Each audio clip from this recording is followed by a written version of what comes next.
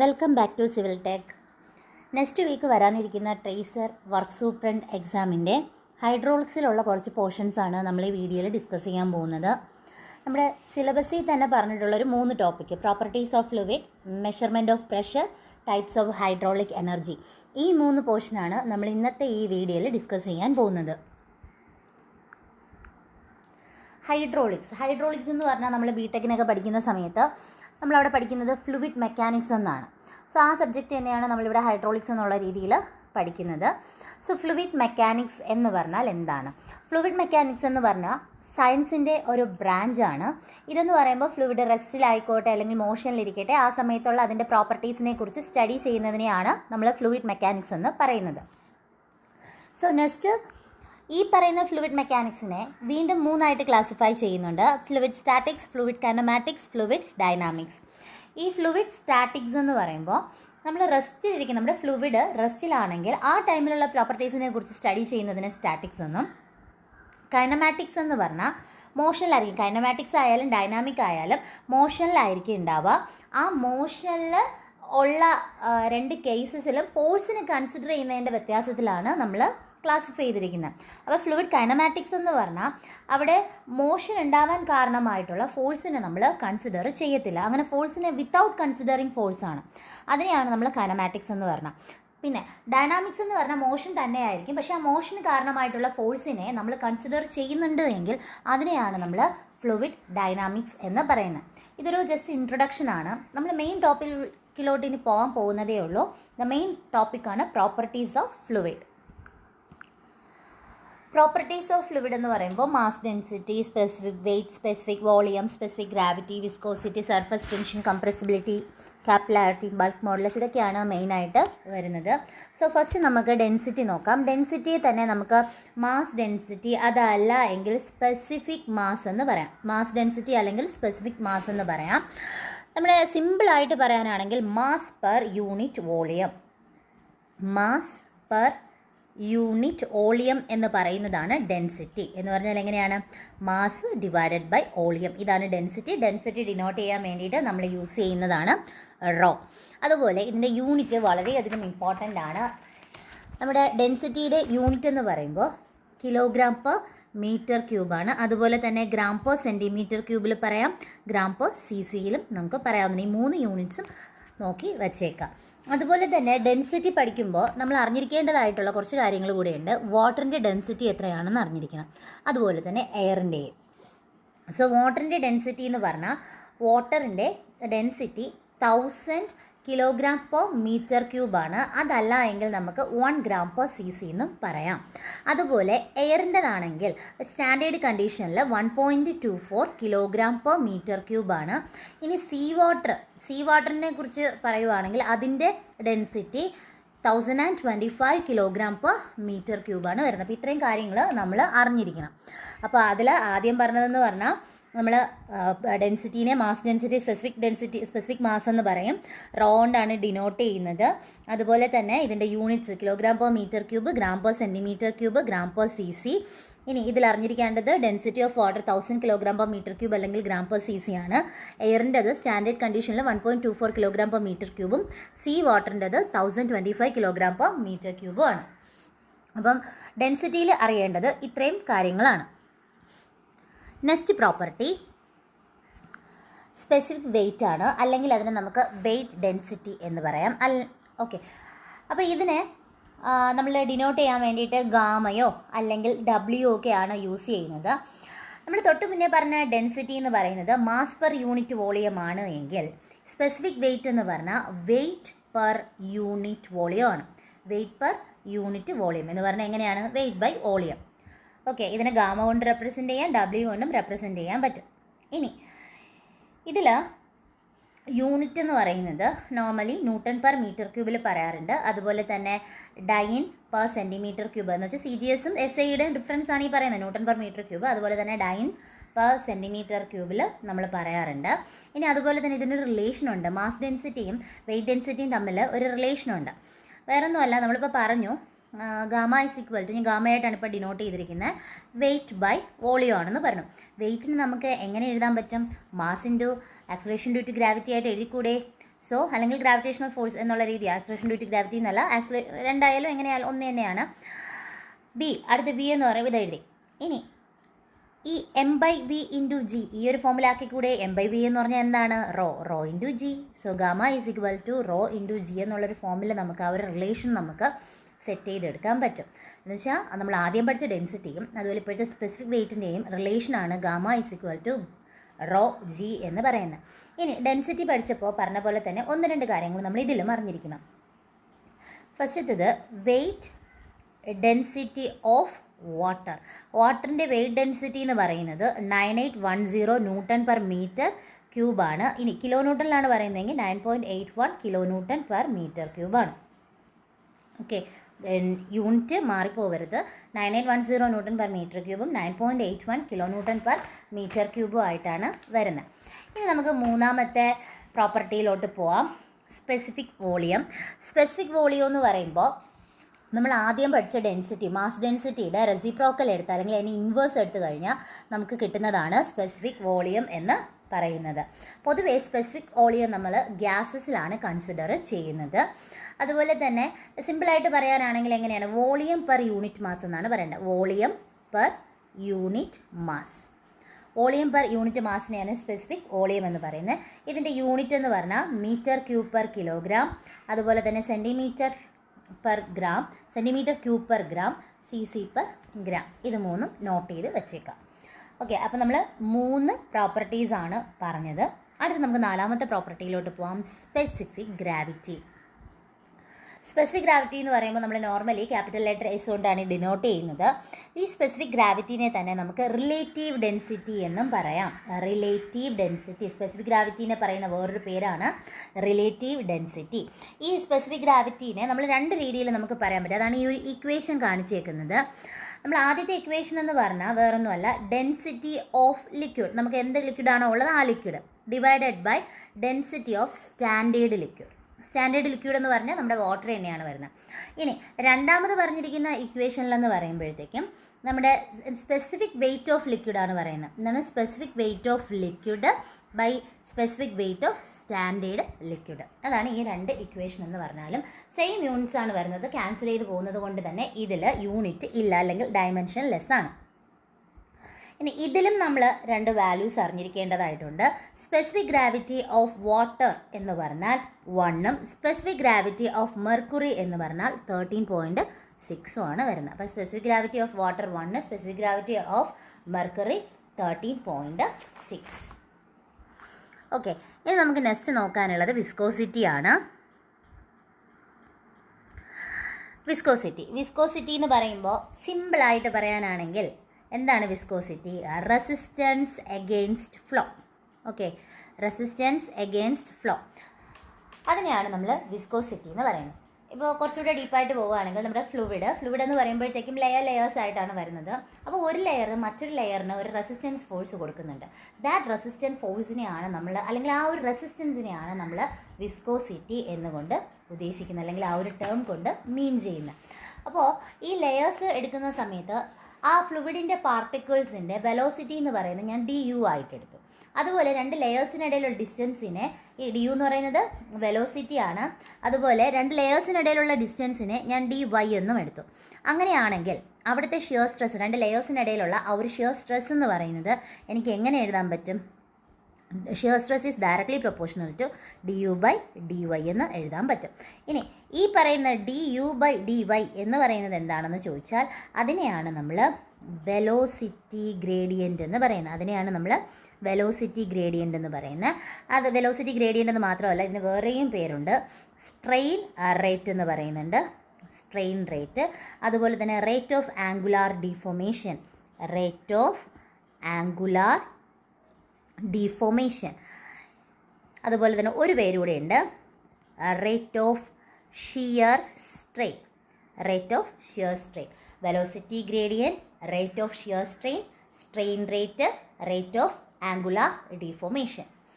ഇനി ഈ പറയുന്ന കാര്യം എന്ന് വെച്ചാൽ tau is directly proportional to du/dy എന്ന് പറയുന്നത് ഇതൊരു ന്യൂട്ടൺസ് ലോ ഓഫ് വിസ്കോസിറ്റി എന്ന് പറയുന്നുണ്ട്. അപ്പോൾ ഈ ന്യൂട്ടൺസ് ലോ ഓഫ് വിസ്കോസിറ്റി ഇതിൽ ഈ ഒരു ഡയറക്ട്ലി പ്രൊപ്പോർഷണാലിറ്റി മാറ്റാൻ വേണ്ടിയിട്ട് ഞാനൊരു കോൺസ്റ്റൻ്റ് അവിടെ കൊടുക്കുന്നു. അപ്പം നമുക്ക് നിലവിലുള്ളത് tau is directly proportional to d y proportionality മാറ്റാൻ വേണ്ടിയിട്ട് ഞാനൊരു കോൺസ്റ്റൻറ്റ് കൊടുക്കുന്നു. മ്യൂ ആണ് ഞാൻ കൊടുക്കുന്ന കോൺസ്റ്റൻറ്റ്. സോ ഈ മ്യൂവിനെ നമ്മൾ പറയുന്നതാണ് കോഎഫിഷ്യൻ്റ് ഓഫ് വിസ്കോസിറ്റി അല്ലെങ്കിൽ ഡൈനാമിക് വിസ്കോസിറ്റി. നമ്മളിപ്പോൾ പറഞ്ഞുകൊണ്ടിരിക്കുന്നത് വിസ്കോസിറ്റിയുടെ തന്നെ ഒരു ടൈപ്പായിട്ടുള്ള ഡൈനാമിക് വിസ്കോസിറ്റിയെ കുറിച്ചാണ്. സോ മ്യൂ എന്ന് പറയുന്നത് എന്താണ്? Coefficient of dynamic viscosity. Okay, ഇനി അല്ലെങ്കിൽ നമുക്ക് വെറും കോഎഫിഷ്യൻ്റ് ഓഫ് വിസ്കോസിറ്റി എന്നും പറയാം. അതുപോലെ ഇതിൻ്റെ യൂണിറ്റ് വളരെയധികം ഇമ്പോർട്ടൻ്റ് ആണ്. നമ്മുടെ യൂണിറ്റ് എന്ന് പറഞ്ഞാൽ newton seconds per metre square, അല്ലെങ്കിൽ നമ്മൾ പാസ്കൽ സെക്കൻഡ്സ് എന്നും നമുക്ക് പറയാം. അതുപോലെ സി ജി എസിൽ നമ്മൾ പറയുന്ന സമയത്ത് കുറച്ചുകൂടി ഇമ്പോർട്ടൻ്റ് ആയിട്ടുള്ള ഒരു യൂണിറ്റാണ് സി ജി എസിൽ വരുന്നത്, dyne second per centimetre square. ഇതിന് തന്നെയാണ് നമ്മൾ എന്ത് പറയുന്നത്? പോയിസ് എന്ന് പറയുന്നത്. വളരെയധികം ഇമ്പോർട്ടൻ്റ് ആണ് poise. Dyne second per centimetre square, അതിനെയാണ് നമ്മൾ പോയിസ് എന്ന് പറയുന്നത്. 1 പോയിസ് എന്ന് പറഞ്ഞാൽ 1 dyne second per centimetre square ആണ്. ഇനി 10 പോയിസ്, ഇതൊക്കെ ക്വസ്റ്റ്യൻ ചോദിച്ചിട്ടുണ്ട് പ്രീവിയസ്. 10 പോയിസ് എന്ന് പറഞ്ഞാൽ 1 newton second per metre square. Unit വളരെയധികം ഇമ്പോർട്ടൻ്റ് ആണ്, നോക്കി വയ്ക്കുക. 1 പോയിസ് എന്ന് പറഞ്ഞാൽ 1 dyne second per centimetre square. 10 poise എന്ന് പറഞ്ഞാൽ 1 newton seconds per metre square ആണ് വരുന്നത്. അപ്പോൾ ഇത്രയും കാര്യങ്ങളാണ് വിസ്കോസിറ്റി അതുപോലെ തന്നെ ഡൈനാമിക് വിസ്കോസിറ്റിയിൽ നമ്മൾ പറയാനുള്ളത്. അപ്പോൾ കോമൺ ആയിട്ടൊരു വിസ്കോസിറ്റി എന്ന് പറഞ്ഞത് ഡൈനാമിക് വിസ്കോസിറ്റി തന്നെയാണ്. ഇനി ഒരു വിസ്കോസിറ്റി മാത്രമല്ല, നമുക്ക് അടുത്തൊരു ടേമാണ് കൈനമാറ്റിക് വിസ്കോസിറ്റി എന്ന് പറയുന്നത്. സോ എന്താണ് കൈനമാറ്റിക് വിസ്കോസിറ്റി എന്ന് പറയാം. കൈനമാറ്റിക് വിസ്കോസിറ്റി എന്ന് പറഞ്ഞാൽ ഇതൊരു റേഷ്യോ ആണ്. എന്തിൻ്റെയൊക്കെ റേഷ്യോ ആണെന്ന് ചോദിച്ചാൽ ഇതൊരു കാണുമ്പോൾ തന്നെ നമുക്ക് മനസ്സിലാവും. എന്തിൻ്റെയൊക്കെയാണ്? കോഎഫിഷ്യൻ്റ് ഓഫ് വിസ്കോസിറ്റി അല്ലെങ്കിൽ കോഎഫിഷ്യൻ്റ് ഓഫ് ഡൈനാമിക് വിസ്കോസിറ്റിയുടെയും ഡെൻസിറ്റിയുടെയും കൂടെ റേഷ്യോനെയാണ് നമ്മൾ എന്ത് പറയുന്നത്? കൈനമാറ്റിക് വിസ്കോസിറ്റി എന്ന് പറയുന്നത്.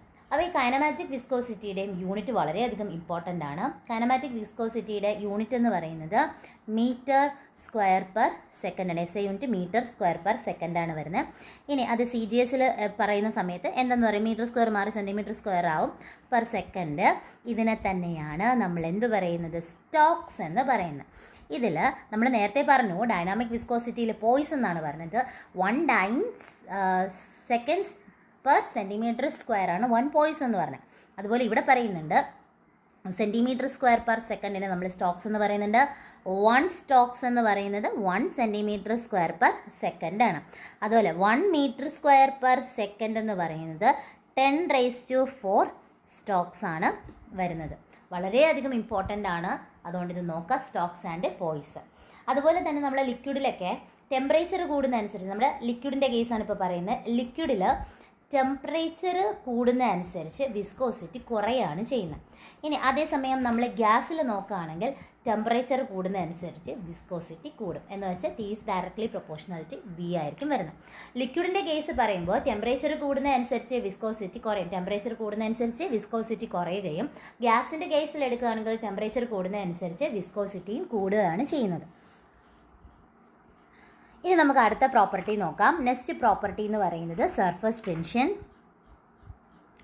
സർഫസ് ടെൻഷൻ എന്ന് പറഞ്ഞാൽ tensile force per unit length, അത് തന്നെയാണ് എന്തെന്ന് പറയുന്നത്? സർഫസ് ടെൻഷൻ എന്ന് പറയുന്നത്.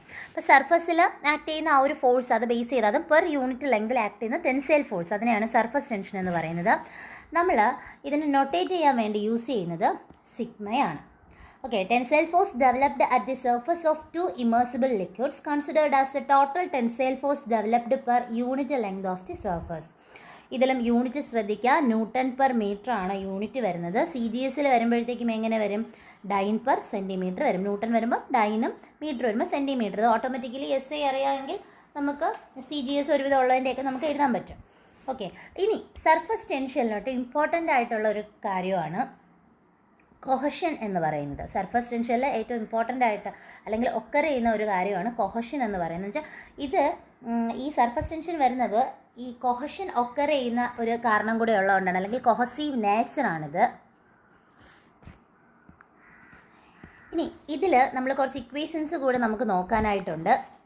ഇക്വേഷൻസ് എന്ന് പറയുമ്പോൾ ലിക്വിഡ് ഡ്രോപ്ലെറ്റ് അല്ലെങ്കിൽ സോളിഡ് ബബിൾ ആവുന്ന കണ്ടീഷനിൽ എങ്ങനെയായിരിക്കും, അതുപോലെ ഹോളോ ബബിൾ അല്ലെങ്കിൽ സോപ്പ് ബബിളിൻ്റെ കണ്ടീഷൻ എങ്ങനെയായിരിക്കും, ലിക്വിഡ് ജെറ്റിൻ്റെ കണ്ടീഷനിലൊക്കെ എങ്ങനെയായിരിക്കും എന്നൊക്കെയാണ് നമുക്കിനി നോക്കാനുള്ളത്. അപ്പോൾ നമ്മൾ ഫസ്റ്റ് നോക്കുന്നത്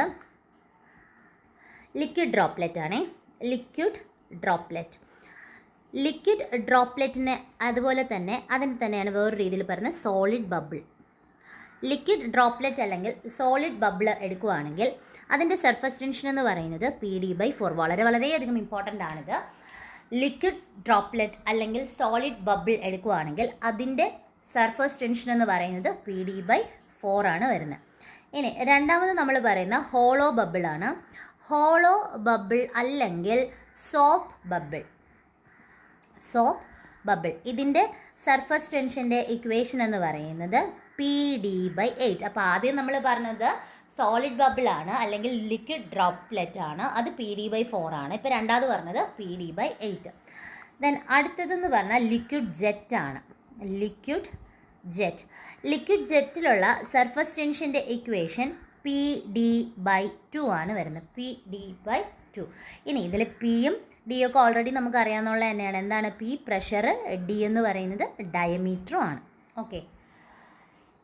അപ്പോൾ ഇതിൽ ടെമ്പറേച്ചറിൻ്റെ ഒരു കൺസിഡർ ചെയ്യുവാണെങ്കിൽ ടെമ്പറേച്ചർ ഇൻക്രീസ് ചെയ്യുന്നതനുസരിച്ച്, ടെമ്പറേച്ചർ കൂടുന്നതനുസരിച്ച്, ടെമ്പറേച്ചർ കൂടിക്കഴിഞ്ഞാൽ നമ്മുടെ കൊഹഷൻ എന്ന് പറയുന്നത് എന്ത് ചെയ്യും? കുറയും. കൊഹഷൻ കുറയുമ്പോൾ ഇറ്റ്സ് ഓൾസോ എന്തും കുറയും? സർഫസ് ടെൻഷനും കുറയും. ഓക്കെ. ടെമ്പറേച്ചർ കൂടുമ്പോൾ കൊഹഷൻ കുറയും. കൊഹഷൻ കുറയുന്നതനുസരിച്ച് സർഫസ് ടെൻഷനും കുറയാറുണ്ട്. അപ്പോൾ ഇത്രയും കാര്യങ്ങളാണ് സർഫസ് ടെൻഷനിൽ പറയാനുള്ള. അടുത്ത് നമ്മൾ പറയാൻ പോകുന്നത് കാപ്പിലാരിറ്റിയാണ്. സോ കാപ്പിലാരിറ്റി ആക്ഷൻ എന്ന് പറഞ്ഞാൽ വേറൊന്നുമല്ല, നമ്മളിപ്പം ഒരു ബീക്കർ അതിലൊരു ചെറിയ ഡയമീറ്ററുള്ളൊരു ട്യൂബ് ഇൻസേർട്ട് ചെയ്തിരിക്കുകയാണെങ്കിൽ ആ ട്യൂബിൽ കയറുന്നതിൻ്റെ വെള്ളത്തിൻ്റെ റൈസും ഫോളും ബേസ് ചെയ്തിട്ടാണ് നമ്മൾ കാപ്പിലാരിറ്റി പറയുന്നത്. ഇപ്പോൾ ഈ ഒരു ഫിഗർ തന്നെ നോക്കുവാണെങ്കിൽ നമ്മൾ ഫസ്റ്റ് ഫിഗറിൽ കാണുന്നത് കാപ്പിലാരിറ്റി റൈസ് ആണ്. സെക്കൻഡ് ഫിഗറിൽ കാണുന്നത് കാപ്പിലാരിറ്റി ഫോൾ ആണ്. ഫസ്റ്റ് ഫിഗറിൽ എന്ന് പറയുമ്പോൾ നമ്മൾ ബീക്കറിൽ എടുത്തിരിക്കുന്ന വാട്ടറാണ്. രണ്ടാമത്തതിൽ മെർക്കുറിയാണ് എടുത്തേക്കുന്നത്. അപ്പോൾ ഫസ്റ്റ് ഫിഗറിൽ ആ എടുത്തിരിക്കുന്ന സ്മോൾ ഡയമീറ്ററുള്ള ട്യൂബിൽ വാട്ടർ അവിടുത്തെ ബീക്കറിൻ്റെ ലെവലിനേക്കാളും റൈസ് ആയിട്ടാണ്, അതും ഒരു H ഡിസ്റ്റൻസ് റൈസ് ആയിട്ടാണ് നിൽക്കുന്നത്. അതേസമയം മെർക്കുറി നോക്കിക്കേ, ഒരു H ഡിസ്റ്റൻസ് താഴെയാണ് നിൽക്കുന്നത്. ആ ഒരു ബീക്കറിലുള്ള വെള്ളത്തിൻ്റെ ലെവലിനേക്കാളും താഴെയാണ് നിൽക്കുന്നത്. സോ ഈ ഒരു കാരണം, ഇതിനുള്ള കാരണം എന്താണെന്ന് വെച്ചാൽ നമ്മൾ റൈസ് ആവുന്ന കണ്ടീഷനിൽ, എന്ന് വെച്ചാൽ വാട്ടർ എടുത്തിരിക്കുന്ന കണ്ടീഷനിൽ അവിടുത്തെ അഡ്ഹഷൻ എന്ന് പറയുന്നത് കൂടുതലും കൊഹഷൻ എന്ന് പറയുന്നത് കുറവുമായിരിക്കും. അതാണ് ഈ ഒരു റൈസിന് കാരണം. അപ്പോൾ മെർക്കുറിയിൽ എങ്ങനെയായിരിക്കും വരുന്നത്? കൊഹഷൻ കൂടുതലും അഡ്ഹഷൻ കുറവുമായിരിക്കും വരുന്നത്. അതുപോലെ തന്നെ റൈസിൻ്റെ കാര്യം പറയുമ്പോൾ അവിടുത്തെ ആംഗിൾ ഓഫ് കോണ്ടാക്റ്റ് എന്ന് പറയുന്നത്, ഇവിടെ ഒരു ആംഗിൾ നിങ്ങൾ എന്നെ കണ്ടിട്ടുണ്ട്, ഈ ഒരു ഫിഗറിൽ തന്നെ അത് കാണിച്ചിട്ടുണ്ട്. അവിടുത്തെ ആംഗിൾ എന്ന് പറഞ്ഞാൽ എങ്ങനെയായിരിക്കും വരുന്നത്? അക്യൂട്ട് ആംഗിളാണ് വരുന്നത്. Okay, acute angle <90 degree. അതുപോലെ തന്നെ നമ്മുടെ മെർക്കുറിയുടെ കേസ്, മെർക്കുറി അല്ലെങ്കിൽ ഫോളിൻ്റെ കേസ് എടുക്കുകയാണെങ്കിൽ അവിടുത്തെ ആംഗിൾ ഓഫ് കോണ്ടാക്റ്റ് എന്ന് പറയുന്നത് ഒബ്റ്റ്യൂസ് ആണ് വരുന്നത്. So it's greater than 90 degree. അതുപോലെ തന്നെ ഇനി ഒരു പോയിന്റ് ഉള്ളതെന്ന് പറഞ്ഞാൽ അവിടുത്തെ കോൺകേവിറ്റി എന്ന് പറയുന്നത് ഇത് അപ്വേർഡ് ആയിരിക്കും വരുന്നത് റൈസിൽ. അതുപോലെ ഇവിടുത്തെ കോൺകേവിറ്റി എന്ന് പറഞ്ഞാൽ ഡൗൺവേർഡ് ആയിരിക്കും വരുന്നത്. ഇനി ഇതിന് കോമൺ ആയിട്ട് ഒരു ഇക്വേഷൻ കൂടെ പറയാനുണ്ട്. റൈസിൻ്റെ ഇക്വേഷൻ എന്ന് പറയുന്നത് കോമൺ ആയിട്ട് പറഞ്ഞാൽ അത് H = 4 sigma cos theta, cos theta by rho GD ആണ് വരുന്നത്. ഇവിടെ പ്ലസ് ഓർ മൈനസ് എന്നുള്ളൊരു ഫോം കൂടെ നമ്മൾ കൊടുക്കുന്നുണ്ട്. ഓക്കെ, ഇതാണ് കോമൺ പറയുമ്പോൾ H = 4 sigma cos theta by rho GD. ഇനി ഇത് റൈസിലും ഫോളിലും പറയുന്ന സമയത്ത് പ്ലസ് മൈനസിൻ്റെ ഒരു വ്യത്യാസം മാത്രമേ പറയുന്നുള്ളൂ. പ്ലസ് ഓർ മൈനസ് എന്ന് പറഞ്ഞു ഇവിടെ ക്ലാരിറ്റിയോട് കൂടി പറയുന്നു. റൈസ് ആണെങ്കിൽ എങ്ങനെയായിരിക്കും വരുന്നത്? H = +4 sigma cos theta by rho GD. അതേസമയം ഇവിടെ എങ്ങനെയായിരിക്കും വരുന്നത്? H = -4 sigma cos theta by rho GD. Okay, ഇതാണ് ഇത് രണ്ടിൻ്റെയും ഇക്വേഷൻ എന്ന് പറയുന്നത്. അതുപോലെ തന്നെ കാപ്പിലാരിറ്റിയിൽ എന്ന് പറയുമ്പോൾ അഡ്ഹഷനും ഉണ്ട്, കൊഹഷനും രണ്ടും കൂടെ ഒരുമിച്ചാണ് വരുന്നത്. നമ്മൾ സർഫസ് ടെൻഷൻ പറഞ്ഞപ്പോൾ പറഞ്ഞായിരുന്നു അവിടെ ഒക്കറിയുന്ന എന്താണ്? കൊഹഷനാണ്. അല്ലെങ്കിൽ സർഫസ് ടെൻഷൻ എന്ന് പറയുമ്പോൾ കൊഹഷൻ നേച്ചറാണ് വരുന്നത്. പക്ഷേ കാപ്പിലാരിറ്റിയിൽ എന്ന് പറയുമ്പോൾ അഡ്ഹഷനും കൊഹഷനും ഒരുപോലെ വരുന്നുണ്ട്. അതുപോലെ ഹൈറ്റ് എന്ന് പറയുന്നത് is inversely proportional to diameter ആണ് വരുന്നത്. ഇനി കാപ്പിലാരിറ്റി എന്ന് പറയുമ്പോൾ കുറച്ച് ബെറ്റർ വിസിബിൾ ആയിട്ടുള്ള ട്യൂബ്, സ്മോൾ ഡയമീറ്ററുള്ള ട്യൂബ് തന്നെ നമുക്ക് ഇതിന് വേണ്ടിയിട്ട് എടുക്കേണ്ടതായിട്ട് വരും. അപ്പോൾ ഇത്രയും കാര്യങ്ങളാണ് കാപ്പിലറി ആക്ഷനിൽ പറയാനുള്ളത്. ഇനി നെക്സ്റ്റ് പ്രോപ്പർട്ടി എന്ന് പറയുന്നത് കംപ്രസിബിലിറ്റി ആണ്. കംപ്രസിബിലിറ്റി എന്ന് പറയുമ്പോൾ നമ്മളൊരു എക്സ്റ്റേണലി ഒരു പ്രഷർ കൊടുക്കുകയാണെങ്കിൽ അതിനനുസരിച്ച് വോളിയം ചേഞ്ച് ചെയ്യുന്നുണ്ടെങ്കിൽ ആ ഒരു ഫ്ലൂയിഡിൻ്റെ പ്രോപ്പർട്ടീനെയാണ് നമ്മൾ കംപ്രസിബിലിറ്റി എന്ന് പറയുന്നത്. എന്ന് വെച്ചാൽ variation of volume with variation of pressure. അതുപോലെ തന്നെ ബൾക്ക് മോഡുലസിൻ്റെ റെസിപ്രോക്കലാണ് കംപ്രസിബിലിറ്റി എന്ന് പറയുന്നത്. So next property bulk modulus ആണ്. ബൾക്ക് മോഡുലസ് എന്ന് പറയുന്നത് ഇതൊരു റേഷ്യോ ആണ്. ചേഞ്ച് ഇൻ പ്രഷറിൻ്റെയും വോളിയോമെട്രിക് സ്ട്രെയിനിൻ്റെയും റേഷ്യോനെയാണ് നമ്മൾ ബൾക്ക് മോഡുലസ് എന്ന് പറയുന്നത്. അപ്പോൾ ഇത്രയും കാര്യങ്ങളാണ് നമ്മളെ പ്രോപ്പർട്ടീസ് ഓഫ് ഫ്ലൂയിഡിൽ വരുന്നത്.